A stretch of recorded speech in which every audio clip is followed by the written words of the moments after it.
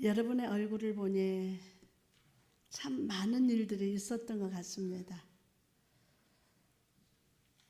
머리가 복잡하고 힘들수록 어머니의 품에 안기듯이 우리 영혼은 주님의 품에 안겨야 할 필요가 있습니다. 주님 품에 안기면 일어나는 일은 무엇일까요? 한번 시를 묵상하면서 한번 생각해 보기 원합니다. 쉽다. 저 산이 옷을 갈아입고 시간과 함께 달리다 보니 이제는 복잡한 것이 싫습니다. 일상도 단순하게, 만나는 사람도 점점 적어지고, 핸드폰의 어플도 꼭 쓰는 것만 남겨둡니다. 복잡한 짐을 벗어버리고 단순한 일상 속에서 예수의 깊이와 높이와 넓이와 길이를 보고 느끼고 알고 믿습니다. 하나님의 은혜는 복잡한 것을 단순하게, 얽매인 것을 풀어주는 역사입니다. 예수님의 십자가는 율법의 휘장을 찢어 누구든지 아버지께 나아가게 하는 쉬운 길이 되셨습니다.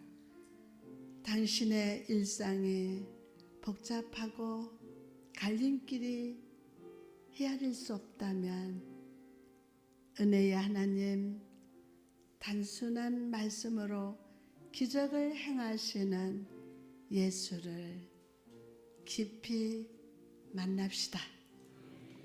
여러분, 사람이건 물건이건 외관보다 중요한 것은 내실이에요. 어디라고요? 내실.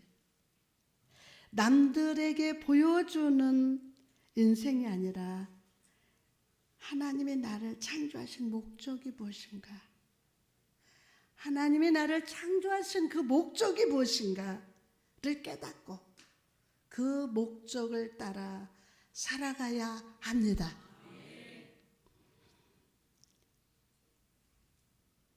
허례와 의식보다 진실된 말씀을 따라 사는 교회와 성도가 되게 하옵소서. 보여주기 위한 삶이 아니라, 신앙이 아니라 보여주기 위한 삶과 신앙이 아니라 믿음대로 사는 삶과 신앙이 됩시다. 겨울에 잠자던 잎사귀가 봄날의 입김을 품고 싹을 피워내는 이날, 주의 은혜의 말씀에 비달해서 복의 열매를 피워내기를 기대하는 여러분을 주님의 이름으로 축복합니다.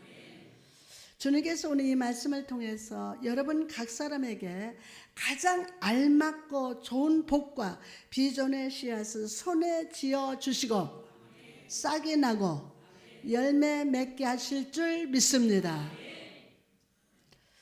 얼마 전에 손녀 예림이가 마치 아기처럼, 얘가 지금 7살이거든요. 아기처럼 계속 기어다녀요. 막 기어다니고 어리광을 피우는 모습을 본 적이 있습니다. 이건 엄마의 사랑을 동생에게 뺏겼다고 섭섭해서, 그리고 자기 딴에는 위기감을 느낀 나머지 엄마의 관심을 끌기 위해서 그런 행동을 했던 것 같습니다. 심리적으로 볼 때. 그래서 저는 예림이에게 예림아 불렀어요. 그리고 제가 인격적으로 말을 합니다. 예림아, 너는 아기야, 언니야? 예림이는 남잔가 보다. 예림이는 애기, 응아하는 애기인가 봐.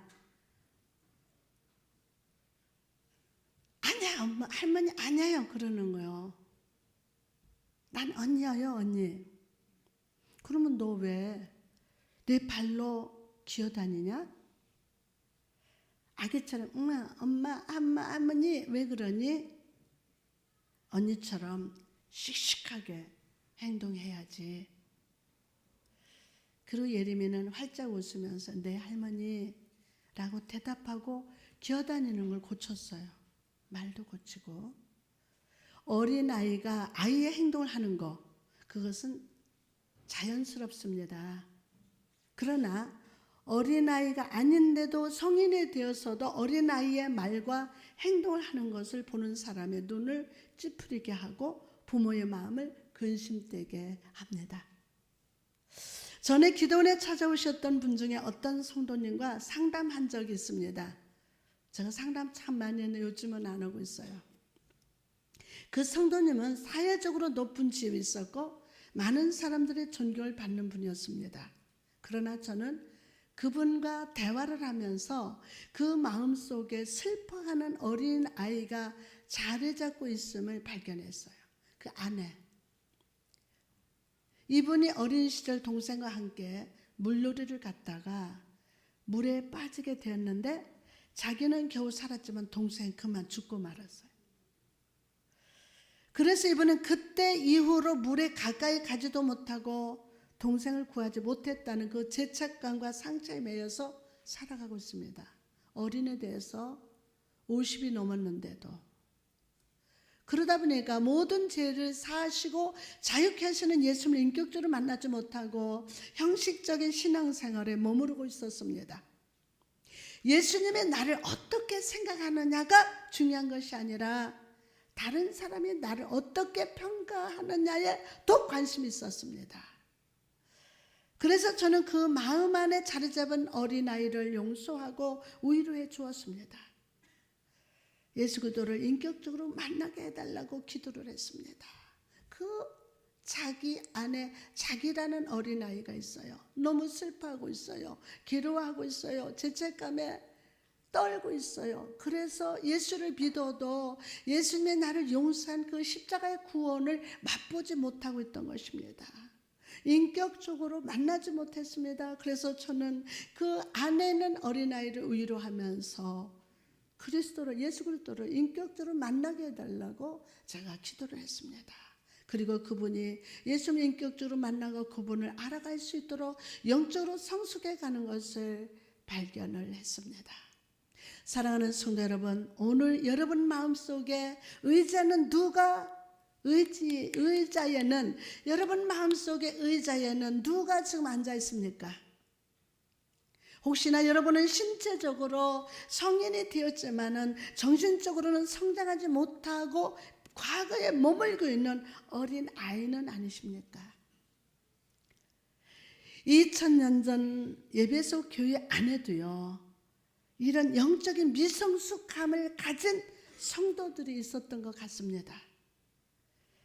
그리고 사도 바울은 아버지의 심정으로 예배소 성도들에게 또 이 자리에서 함께 예배하는 우리들에게 선포합니다.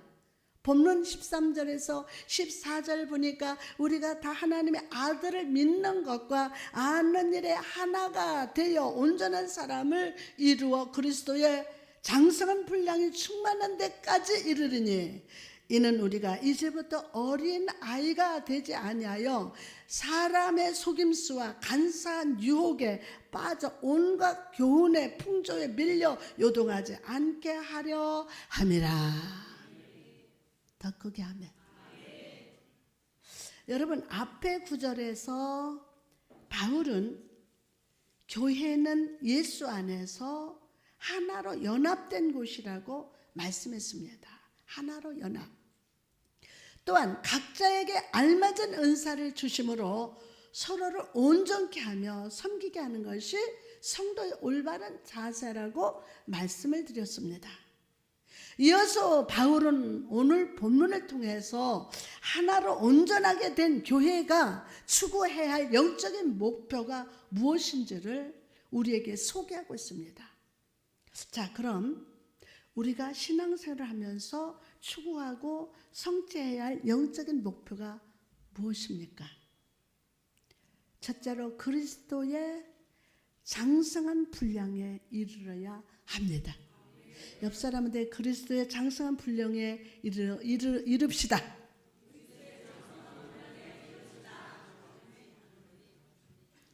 그리스도의 장성한 분량에 이르러야 합니다. 본문 13절에 보니까 우리가 다 하나님의 아들을 믿는 것과 아는 일에 하나가 되어 온전한 사람을 이루어 그리스도의 장성한 분량이 충만한 데까지 이르니. 아멘. 자, 여러분, 바울이 충만한 데까지라는 단어를 사용하고 있음을 주목해 보십시오. 충만한 데까지. 이것은 모든 교회와 성도들이 하나로 연합되되 어느 한도에 도달할 때까지 계속돼야 한다는 것을 의미합니다. 먼저는 예수 그리스도를 향한 믿음의 연합을 이루어야 하고 완전하고 충만한 경험적 지식을 소유해야 하며 예수 그리스도와 개인적이고 친밀한 관계를 맺는 자리까지 나가야 함을 믿으시기 바랍니다. 아멘. 이게 중요해요. 예수 그리스도와 개인적이고 친밀한 관계를 맺는 자리까지, 그 자리까지 나가야 돼요. 그래서 온전한 사람을 이루어 그리스도의 장성한 분량이 충만한 데까지 이르러야 함을 믿으시기 바랍니다. 오늘 아멘이 될지어다. 오늘 말씀 받는 분들에게 그 역사가 일어날 줄 믿습니다. 여러분, 이르다라는 말은 헬라어로 카탄타오라고 하는데 이 말은 이미 정해진 목표를 만나다라는 뜻입니다. 그 정해진 목표가 무엇입니까? 그것은 나의 만족과 유익이 아닙니다.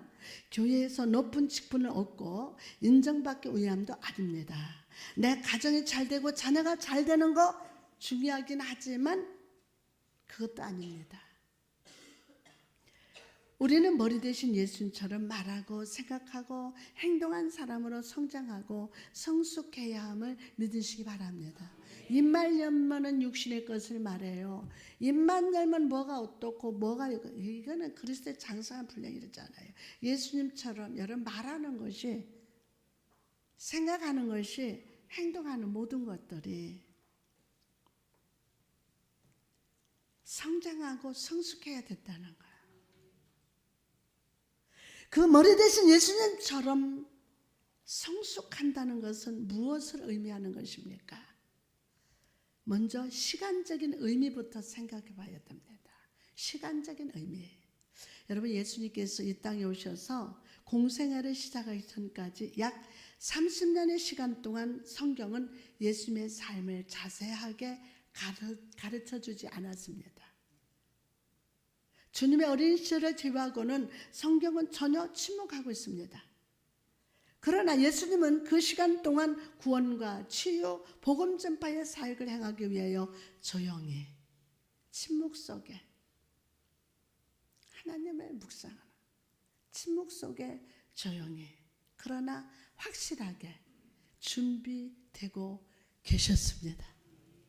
준비되고 계셨어요. 이처럼 머리 대신 예수님을 닮아가는 것은 단시간에 되지 않았습니다.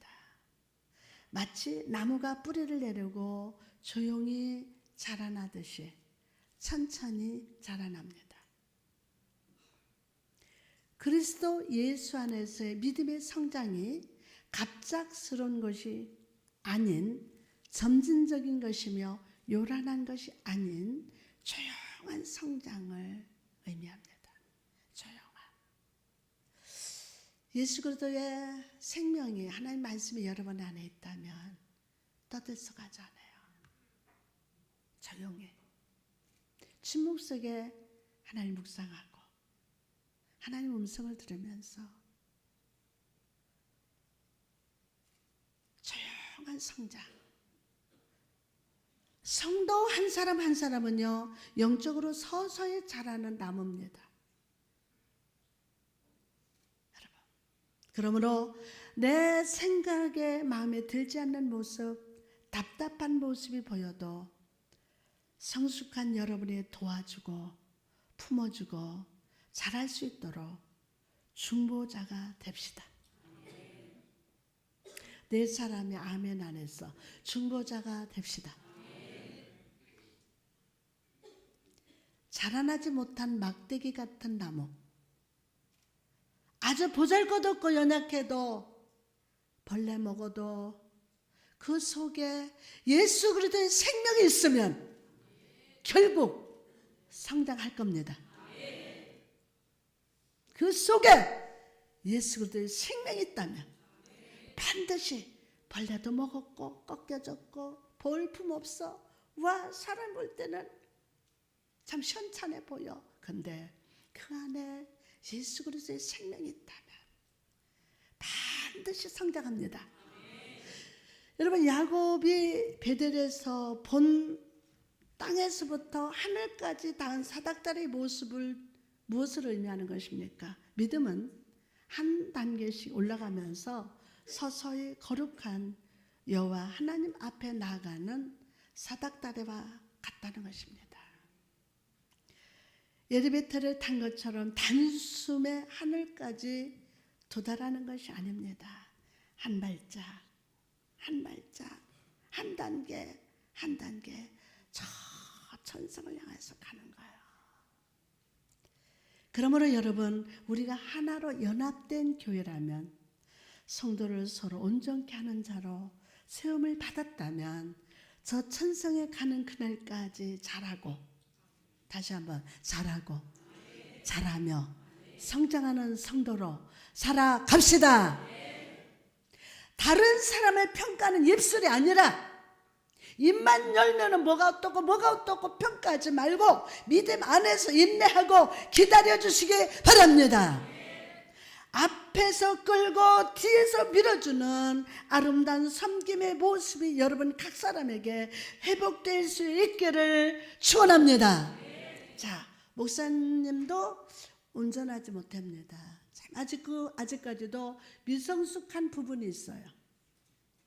때를 따라서 생각이 나의 말하는 것이 나의 전체 인격 속에서 미성숙한 것들이 있을 겁니다. 그러나 여러분이 앞에서 끌어주고 밀어주기 때문에 여기까지 온 거예요. 앞으로도 마찬가지입니다. 실수도 많을 겁니다. 약점도 많을 겁니다. 성도 여러분, 옆에 사람 보세요. 완전하지 않아요. 목사님도 맞습니다. 앞에서 끌고 뒤에서 밀어주는 아름다운 섬김의 모습이 여러분 각 사람에게 회복되기를 다시 한번 축복합니다. 할렐루야. 다음으로 성장한 자의 특징에 대해서 생각해 봅시다. 예수 그리스도의 충만한 데까지 성장한 자의 삶에 나타나는 영적 특징이 무엇입니까? 첫째로, 충만한 데까지 성숙한 사람은 하나님의 약속을 붙들고 살아간다는 거예요. 하나님의 약속. 세상을 살아가는 사람들은 힘으로 살아갑니다. 돈의 힘, 지식의 힘, 사람의 힘으로 살아갑니다. 그리고 힘으로 살아가는 것이 지혜라고 소리칩니다.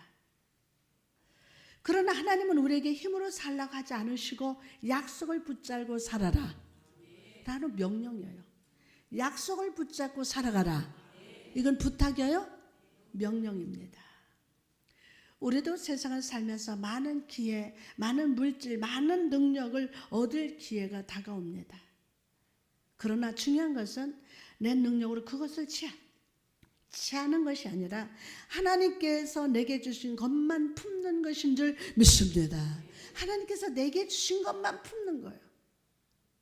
하나님의 주신 것만 품어야 썩지 않습니다. 하나님께서 보내주신 사람으로 기뻐하고 하나님께서 주신 물질로 기뻐합시다. 그러면 하나님께서 주신 환경으로 기뻐하십시오. 그리고 무슨 일을 할 때 항상 이건 먼저 생각하십시오. 이 일이 하나님께서 내게 주신 약속인가?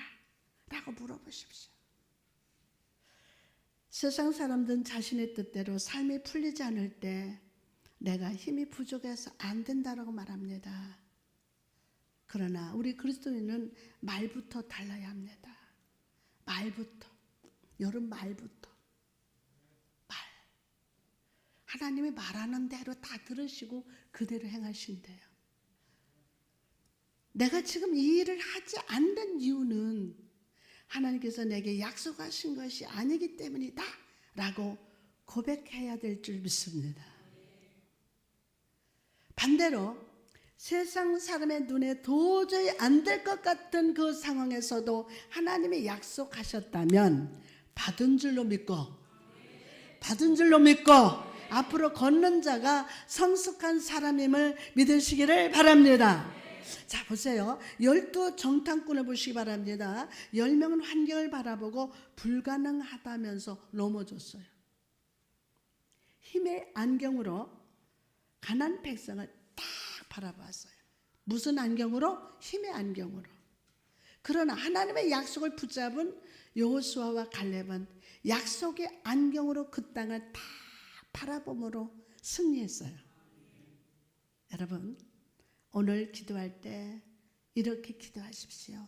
주여, 나의 눈에 약속의 안경을 씌워주시사 하나님께서 약속하신 것을 올바로 바라보게 하옵소서.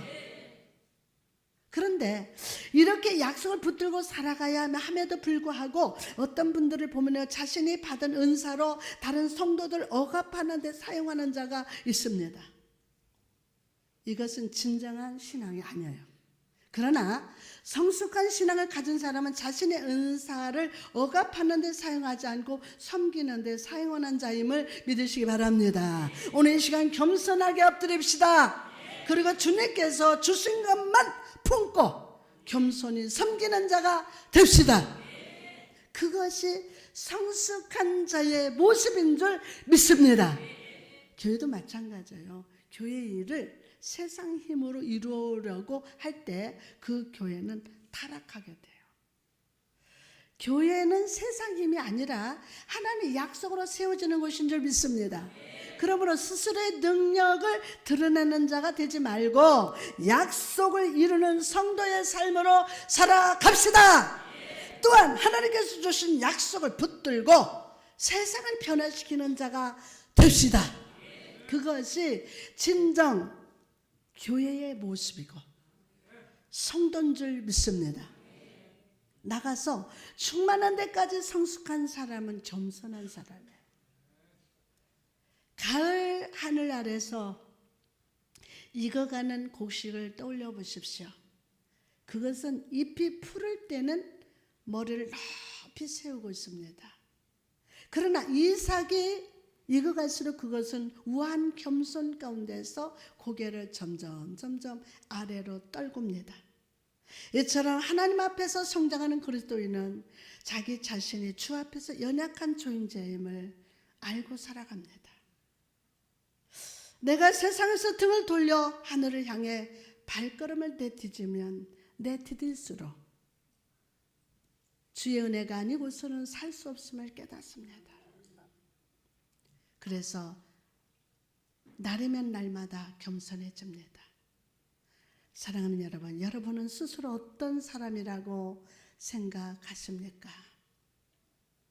만약 나는 참 대단한 사람이다 라고 생각하고 있다면 아직 익지 못한 무화과와 같습니다. 하나님을 자랑하는 것이 아니라 나를 자랑하는 자는 아무리 그리스도인이라 할지라도 영적으로 어린아이일 뿐임을 기억하시기 바랍니다. 모든 것에 완전하신 주 예수를 보고 주 예수의 충만한 데까지 성장하는 여러분 되시기를 다시 한번 축복합니다. 다음으로 우리가 신앙생활을 하면서 추구하고 성취해야 할 영적인 목표가 무엇입니까? 두 번째로 어린아이의 일을 벗고 분별하는 자가 되어야 합니다. 어린 아이의 일을 벗고 분별하는 자가 돼요. 여러분, 우리는 믿음이 성숙할수록 부르심받은 존재입니다. 믿음이 성숙할수록 믿음이 성숙하도록 부르심을 받은 존재예요. 때문에 우리는 이제부터 어린아이의 모습을 버립시다. 예수님은 마태복음 19장 14절에서 우리에게 어린아이와 같은 믿음으로 주를 신뢰하며 믿음의 수용성을 갖기를 기대하셨어요. 그러나 여기서 바울이 말하는 어린아이는 길을 잃어버리기 쉬운 어린아이의 모습을 의미하는 것입니다. 여러분, 우리는 반드시 예수 그리스도를 향한 믿음과 그분을 아는 지식을 날마다 성장하고 성숙해야 할 줄 믿습니다. 그렇지 않으면 그런 어린아이들은 잘못된 가르침에 빠지기가 쉽기 때문입니다. 잘못된 가르침에. 파도에 휩쓸린 작은 배는요, 항로를 유지하지 못하고 목적지를 갈 수 없는 것처럼 성숙하지 못한 어린아이 같은 신앙은 속임수와 유혹을 구별할 수가 없습니다. 속임수란 말은 헬라어로 게베이아라고 하는데, 이것은 과거 주사위의 한 부분에 납을 박아 넣어서 사기로 도박을 하는 사람들을 의미합니다. 거짓 선지자들은 겉으로는 선한 의도로 부드러운 미소로 마치 나를 위하는 것처럼 다가옵니다. 교회 안에서 친절과 교제가 중요하다고 말합니다. 그러나 여러분, 그들의 결정적인 목표는 주의 자녀들을 미혹하여 믿음의 길에서 벗어나게 하는 것임을 여러분 아십니까? 그러므로 여러분, 성도된 우리는 참신앙에서 성숙을 향해 자라나야 합니다. 그럴 때 우리는 거짓을 분별할 수 있어요. 거짓을, 유혹과 속임수를 벗어나서 믿음의 정로에 머물면서 성숙이라는 그 목표에 도달할 수 있음을 믿으시기 바랍니다. 특별히 우리는 이단의 모든 특징들을 이해하고 있어야 합니다. 본질적인 것과 비본질적인 것을 분별해야 돼요. 이거를 분별해야 돼요. 특히 바울은요, 에베소 교회 성도들을 바라보면서 이단들이 노골적인 유혹보다 동화시키려고 시도한다는 것을 알았습니다. 동화란 거짓 선지자들이 바울의 가르침 속에 자기들의 거짓 가르침을 은근히 딱 섞어서 진리를 희미하게 만드는 것을 의미합니다. 그리고 이런 희미한 진리는 예수 그리스도의 십자가 보혈과 구원의 복음을 손상시켰습니다. 여러분, 거짓 선지자들이 와서 우리가 말하는 것을 성경이요, 똑같은 예수를 말하고 있다고 그런 거짓말에 속지 마십시오. 경계하며 멀리하시기 바랍니다. 예수 그리스도 그분께서는 오직 아들을 믿는 자는 영생이 있다. 시작. 오직 아들을 믿는 자는 뭐가 있다? 영생이 있다 라고 말씀하셨고, 내가 물을 주는 자는 영원히 목마르지 아니하리라 라고 말씀하셨습니다. 다른 일은 없습니다. 다른 일은 없습니다. 다른 구원의 길은 존재하지 않음을 믿으시기 바랍니다. 어린 아이와 같이 속임수에 쉽게 속는 그런 믿음이 아니라 영적으로 민감하고 성령으로 분별하는 자가 되게 해달라고 날마다 기도하시기 바랍니다. 오늘 영적 눈에 떠질 조다. 날마다 기도하세요. 날마다. 여러분, 성숙한 성도는 영적인 감각이 매우 예민하며 작은 죄도 멀리하며 유혹의 손이 나를 붙잡을 때 요셉처럼 그것을 과감히 뿌리칩니다. 안 된다, 물러가라. 사단의 공격을 말씀의 물맷돌로 물리치며 사무엘과 같이 작은 말로 속삭여 주시는 주의 음성에 민감하게 반응합시다.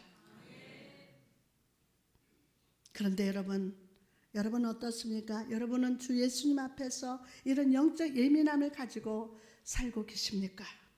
만약 여러분이 제의 소리를 듣는데도 거룩한 분노를 느낄 수 없다면, 거짓의 소리를 들어도 아직 내가 그걸 분노를 느낄 수 없다면, 그런 여러분 자신에게 분노해야 돼요.